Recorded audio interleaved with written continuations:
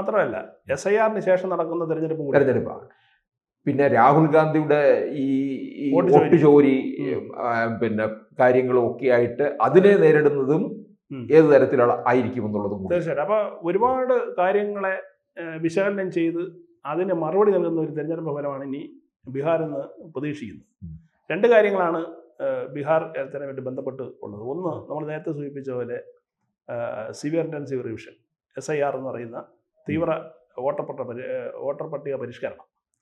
അത് വലിയ എതിർപ്പുകളും രാഹുൽ ഗാന്ധി നാട് നീളം നടന്ന് പിന്നെ ഇത് ശരിയല്ല, ആളുകളെ പുറത്താക്കുന്നു, പൗരന്മാർ വോട്ട് ചെയ്യാൻ സമ്മതിക്കുന്നില്ല എന്ന് വലിയ പ്രചരണം നടത്തി. കോൺഗ്രസ് പാർട്ടി നടത്തി, ഇടത് പാർട്ടികൾ നടത്തി, എല്ലാവരും ശ്രമം നടത്തി, മമതാ ബാനർജി നടത്തി. അതിനുശേഷം ഞാൻ സാറിന് ഇന്ന് പിന്നെ ECIയുടെ ഇലക്ഷൻ കമ്മീഷൻ്റെ ഒരു ട്വീറ്റ് ഇന്ന് രാവിലെ വന്നിട്ടുണ്ട്. ഈ 121 മണ്ഡലങ്ങളിൽ തെരഞ്ഞെടുപ്പ് കഴിഞ്ഞതിന് ശേഷം ഫോം 17A സ്ക്രൂട്ടിനി നടന്നു. അതായത് വോട്ടേഴ്സ് രജിസ്റ്റർ ആണല്ലോ 17A എന്ന് പറയുന്നത്. ആ സ്ക്രൂട്ടിനിയിൽ ഒരൊറ്റ പരാതി പോലും വന്നിട്ടില്ല.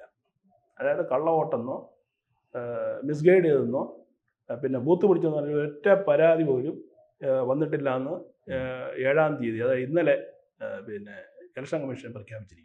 കൂടുതൽ വാർത്തകളും വിശേഷങ്ങളും നിങ്ങളിലേക്ക് എത്താൻ ABC മലയാളം സബ്സ്ക്രൈബ് ചെയ്യുക, ബെൽ ബട്ടണും അമർത്തുക.